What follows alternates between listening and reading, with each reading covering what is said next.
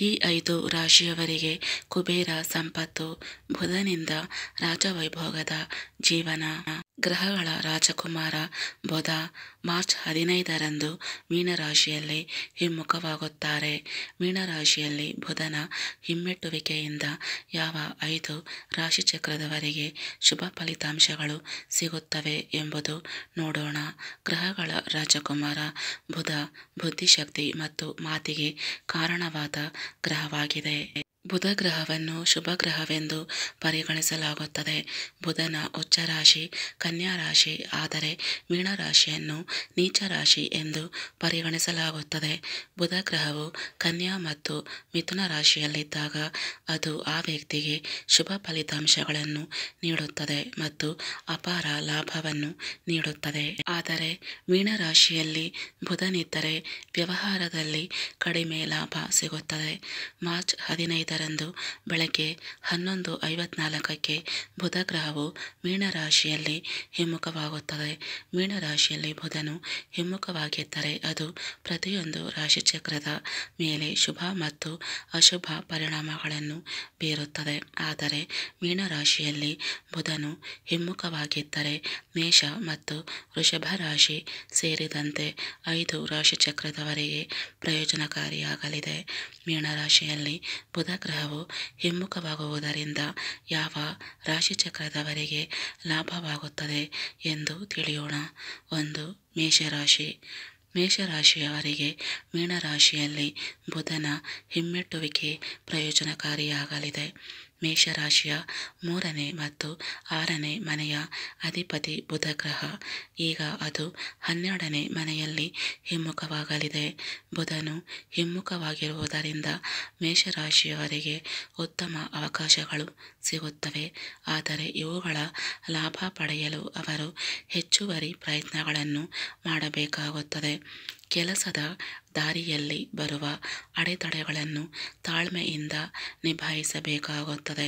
ನೀವು ಸರಿಯಾದ ತಂತ್ರ ಮತ್ತು ಯೋಜನೆಯನ್ನು ರೂಪಿಸುವ ಮೂಲಕ ವ್ಯವಹಾರಕ್ಕೆ ಇಳಿಯಬೇಕಾಗುತ್ತದೆ.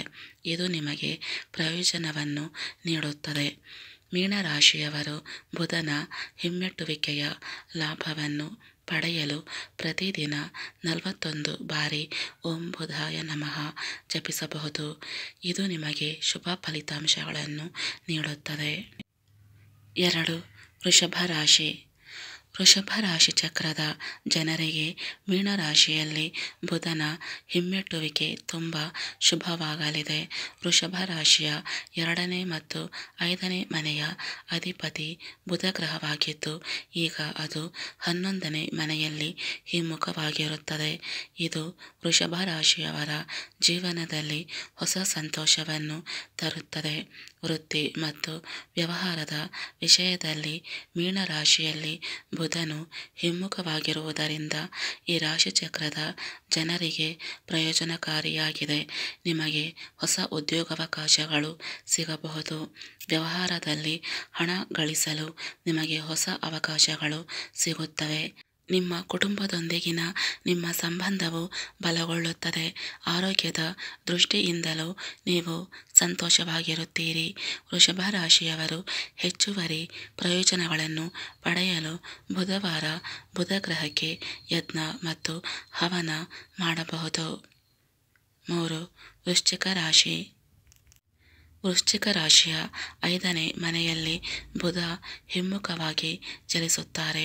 ಆದರೆ ಈ ರಾಶಿಚಕ್ರದ 8ನೇ ಮತ್ತು 11ನೇ ಮನೆಯ ಅಧಿಪತಿ ಬುಧ. ಅಂತಹ ಪರಿಸ್ಥಿತಿಯಲ್ಲಿ ನಿಮ್ಮ ವ್ಯವಹಾರದಲ್ಲಿ ಸರಿಯಾದ ಯೋಜನೆ ಮತ್ತು ತಂತ್ರವನ್ನು ಅಳವಡಿಸಿಕೊಳ್ಳುವ ಮೂಲಕ ನೀವು ಲಾಭ ಗಳಿಸಬಹುದು. ಆದರೆ ನೀವು ಅಜಾಗರೂಕರಾಗಿದ್ದರೆ ನೀವು ದೊಡ್ಡ ನಷ್ಟವನ್ನು ಅನುಭವಿಸಬೇಕಾಗಬಹುದು. ಪ್ರತಿದಿನ 27 ಬಾರಿ ಓಂ ಬುಧಾಯ ನಮಃ ಜಪಿಸುವ ಮೂಲಕ ನಿಮ್ಮ ವ್ಯವಹಾರವನ್ನು ಹೊಸ ಎತ್ತರಕ್ಕೆ ಕೊಂಡೊಯ್ಯಬಹುದು. 4. ಮಕರ ರಾಶಿ. ಮಕರ ರಾಶಿಯವರಿಗೆ ಬುಧ ಗ್ರಹವು ಮೀನರಾಶಿಯಲ್ಲಿ ಹಿಮ್ಮುಖವಾಗಿರುವುದರಿಂದ ಆಹ್ಲಾದಕರ ಫಲಿತಾಂಶಗಳು ದೊರೆಯುತ್ತವೆ. ಈ ರಾಶಿಚಕ್ರ ಚಿಹ್ನೆಯಡಿಯಲ್ಲಿ ಜನಿಸಿದ ಜನರು ತಮ್ಮ ಕೆಲಸದ ಸ್ಥಳದಲ್ಲಿ ಹೆಚ್ಚಿನ ಲಾಭವನ್ನು ಪಡೆಯುತ್ತಾರೆ. ನಿಮಗೆ ವಿದೇಶದಲ್ಲಿ ಉದ್ಯೋಗಾವಕಾಶಗಳು ಸಿಗಬಹುದು. ವ್ಯವಹಾರದಲ್ಲಿ ಉತ್ತಮ ಲಾಭ ಪಡೆಯುವ ಸಾಧ್ಯತೆಗಳಿವೆ. ಆದಾಯವು ಹೆಚ್ಚಾಗುತ್ತದೆ. ಕುಟುಂಬದಲ್ಲಿ ಸಂತೋಷ ಮತ್ತು ಶಾಂತಿ ನೆಲೆಸಲಿದೆ. ನಿಮ್ಮ ಕುಟುಂಬದೊಂದಿಗಿನ ನಿಮ್ಮ ಸಂಬಂಧವು ಬಲಗೊಳ್ಳುತ್ತದೆ. ಆರೋಗ್ಯವು ಸಕಾರಾತ್ಮಕವಾಗಿ ಉಳಿಯುತ್ತದೆ. ನೀವು ಶನಿವಾರ ಅಂಗವಿಕಲರಿಗೆ ಆಹಾರವನ್ನು ದಾನ ಮಾಡಬಹುದು. ಇದರೊಂದಿಗೆ ನೀವು ಹಗಲಿರುಳು ವೇಗವಾಗಿ ಪ್ರಗತಿ ಸಾಧಿಸುವಿರಿ. 5. ಕುಂಭರಾಶಿ. ಕುಂಭರಾಶಿಯ 5ನೇ ಮತ್ತು 8ನೇ ಮನೆಗಳ ಅಧಿಪತಿ ಬುಧ ಗ್ರಹ. ಅದು ಹಿಮ್ಮುಖವಾಗುತ್ತದೆ ಮತ್ತು 2ನೇ ಮನೆಗೆ ಪ್ರವೇಶಿಸುತ್ತದೆ. ನಿಮ್ಮ ಕೆಲಸವನ್ನು ಬದಲಾಯಿಸುವ ಬಗ್ಗೆ ಯೋಚಿಸುತ್ತಿದ್ದರೆ ನಿಮಗೆ ತೃಪ್ತಿ ಸಿಗುವ ಸಾಧ್ಯತೆ ಇದೆ. ಆದರೆ ವ್ಯವಹಾರದ ವಿಷಯದಲ್ಲಿ ನೀವು ಮಿಶ್ರ ಫಲಿತಾಂಶಗಳನ್ನು ಪಡೆಯಬಹುದು. ನೀವು ತಾಳ್ಮೆಯಿಂದ ಕೆಲಸ ಮಾಡಿದರೆ ನಿಮಗೆ ಲಾಭವಾಗುತ್ತದೆ. ಪ್ರತಿದಿನ 27 ಬಾರಿ ಓಂ ನಮಃ ಶಿವಾಯ ಮಂತ್ರ ಜಪಿಸುವ ಮೂಲಕ ನಿಮ್ಮ ಸವಾಲುಗಳನ್ನು ಹೊಸ ಅವಕಾಶಗಳಾಗಿ ಪರಿವರ್ತಿಸಬಹುದು. ಫ್ರೆಂಡ್ಸ್, ಈ ಮಾಹಿತಿ ಇಷ್ಟ ಆದರೆ ಲೈಕ್ ಮಾಡಿ, ಶೇರ್ ಮಾಡಿ ಹಾಗೂ ಸಬ್ಸ್ಕ್ರೈಬ್ ಮಾಡಿ. ಧನ್ಯವಾದಗಳು.